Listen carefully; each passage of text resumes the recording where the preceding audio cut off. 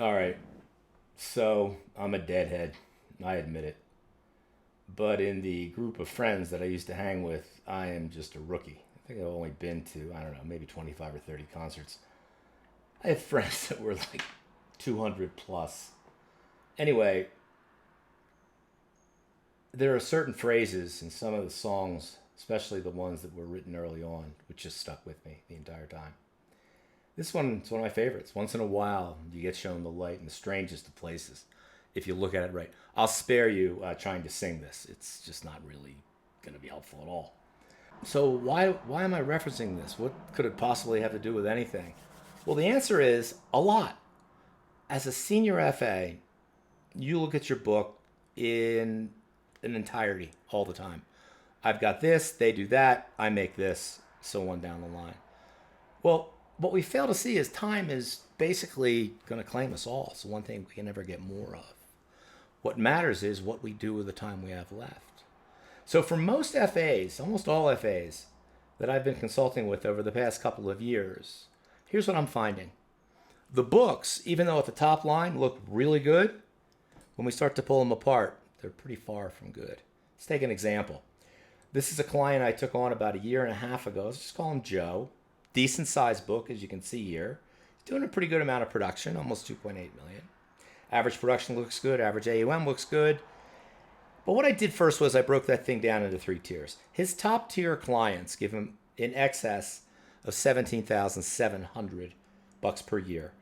The mid tier, which is kind of, the second third between 17,755 and 89.46, and the lowest tier 89.45. Now you probably know where this is going already. Let's just look at the top tier first. 39 households generating almost 81% of productivity and average production per household of 57,000. You don't need to be a genius to figure out what would happen if Joe could just increase this tier by 25 or 30%. ROA 0.71, pretty decent. Most of these households, by the way, were acquired not in Joe's first 3 years. They were probably acquired in his last 10. Joe's a senior FA, LOS 35, looking to transition his book. And as you get better and more competent, assuming you're continuing to hunt or generate referrals, you're going to end up with a disproportionate amount of people giving you a significant amount of business. Now let's look at the second tier.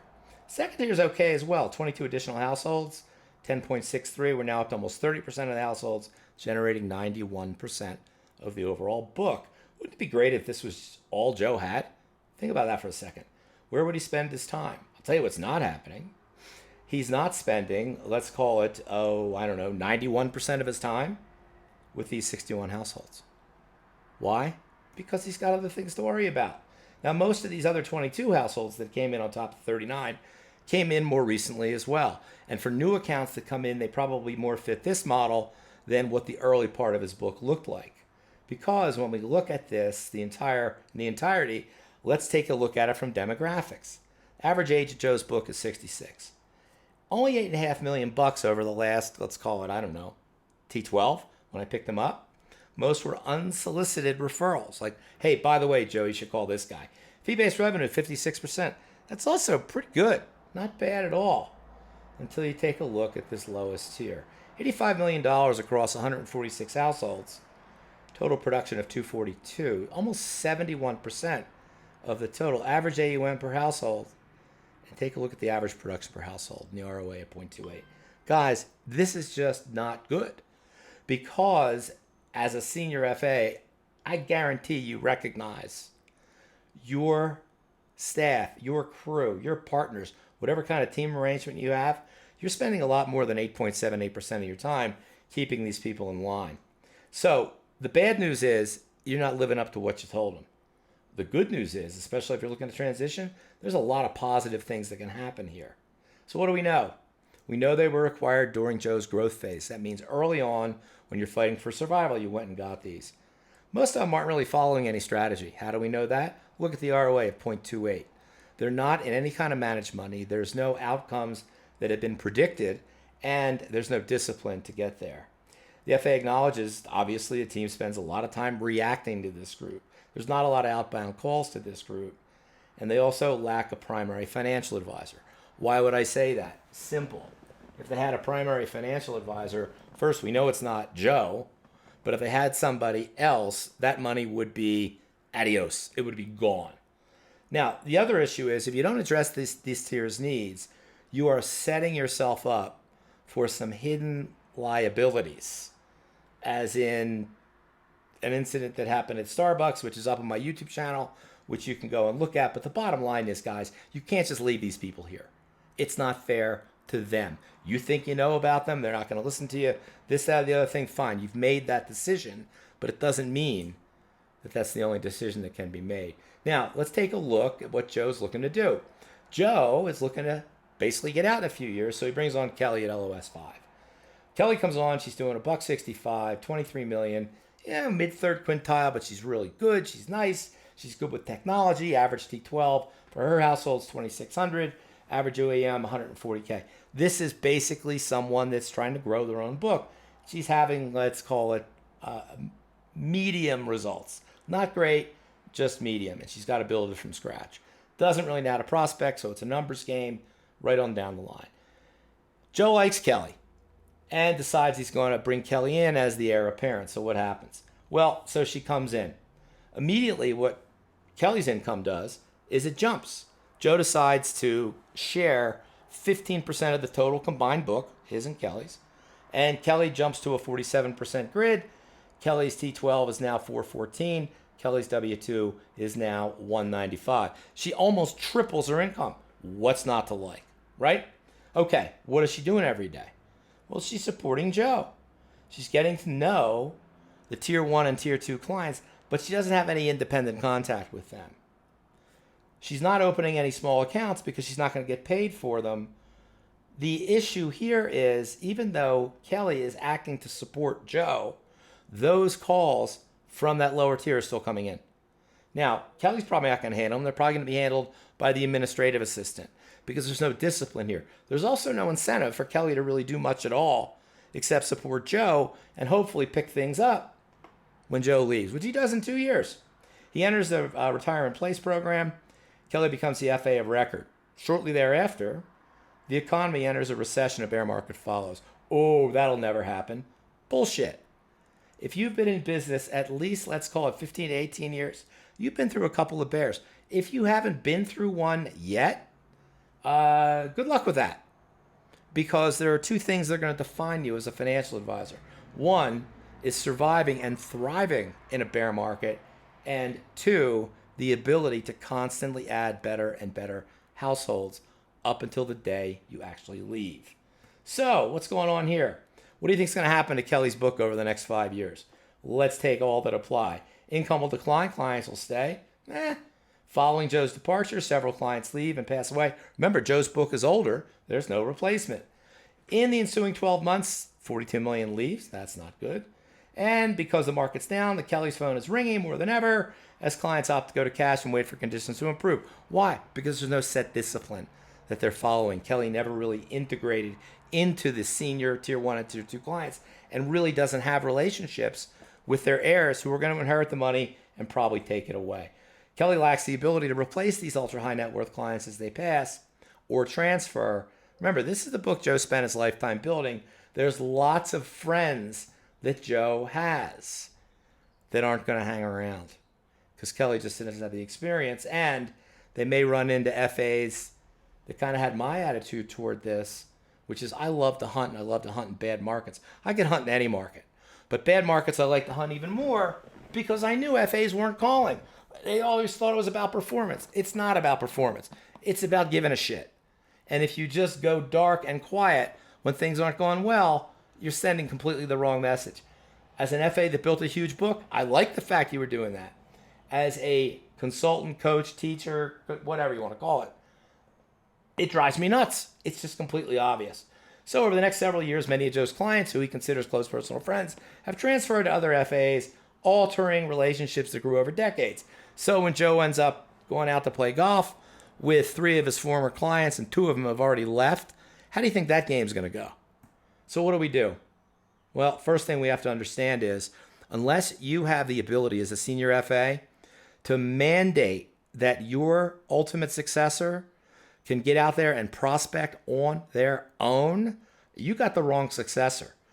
That's the bad news. The good news is they don't have to go out and open a bunch of accounts because you've already got a book that they can prospect to. And that's the part that's not getting serviced. So what are the right answers here? Now, pretty much all of them, unfortunately. Not going to work out well. Now, let's look at tier 3. This is the part where once in a while, you can get shown the light in the strangest of places if you look at it right. There is gold in them there T3 hills. We've got 85 million bucks. It's essentially non-productive, and it's waiting for somebody to say, what are we going to do? So what happens? Senior FA, Joe, 5 emails a week explaining over the course of his career, clients that have followed his guidance have outperformed clients that haven't. That's pretty much universally true. The clients have specific financial outcomes, and they pay Joe a fee for it to work. Moving forward, Joe's decided that is the only business he wants to be in. If they're not goals-based and fee-based, sorry, but Joe can't service them anymore. Remember, we haven't talked about Kelly yet. Step 4, the letter indicates. His partner Kelly will be calling shortly to discuss why this makes sense and what they need to do. Kelly then goes through and reprofiles every tier 3 household. Explains the team's risk mitigation process, rebalancing so you're never over allocated or under allocated. You're always on track to the goal. We lock down what these people are trying to do. By the way, these people are going to have money elsewhere. I promise you they're going to have money elsewhere. You may not keep them all, but the ones that you do keep, more often than not, they are going to have money elsewhere, and they're also going to listen to your guidance. Why? Because you're actually paying attention. So what happens? If clients opt to remain completely self-directed and don't want to do a thing, you've got to reassign as appropriate. Now, if those clients are elderly, they've got low cost basis stock, there's other things that can happen, such as Kelly starts to integrate them with estate planners she's establishing relationships with. In other words, she's building out what looks like a real book.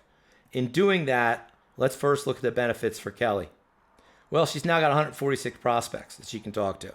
Doesn't have to cold call, doesn't have to hunt, but she's going to gain experience from these conversations, and she's going to get a feeling of independence.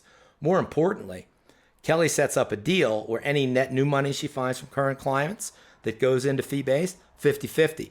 Kelly's income goes up. Oh, Joe's income goes up also. Because remember, he's looking to peg that top line so when he gets his payment to take him out, it's as big as it can make his T12. Kelly feels the actual weight of being an FA because she's now giving guidance driven by client needs. Joe's still there, can support Kelly as needed, but Kelly has responsibility for that part of the book. Now remember, the other goal is we want to make the book uniform, singular investment process. Let's see what Joe gets. Joe gets a lot. Joe is now no longer reacting to anything that's happening in that lower tier. Kelly owns that tier. It's almost like a separate business. Joe's now got 80% of his time that he can put to the people that are paying for it. That's 61 households. By the way, those 61 households are all Joe's buddies. As a senior FA, you know who I'm talking about. Think about that. Think about what it would be like if you could talk to those people about anything but the market on a regular basis, just to let them know you're thinking about them. What's your downside? Let's see. You're working less. You're tighter to the clients. By the way, it's going to be easier as inbound phone calls diminish because those people are following an investment process. You can now bring Kelly in. Oh, here's another thing. If you're a senior FA, your clients that have been with you for a long time, they're wondering what's next.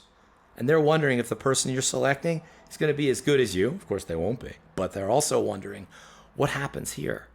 And if you don't think that's preventing them from introducing you or bringing in their kids right on down the line, think again.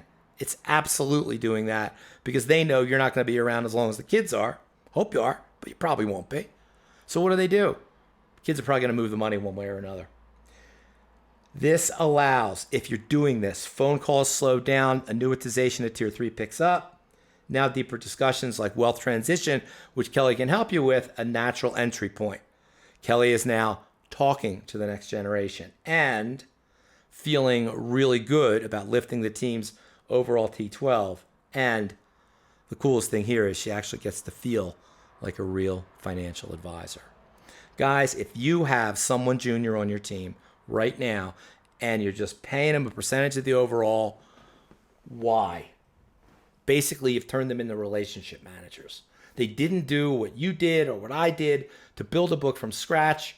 They're never going to feel it. They're never going to understand it. And the worst part is they're not going to really appreciate what it takes to really be an FA.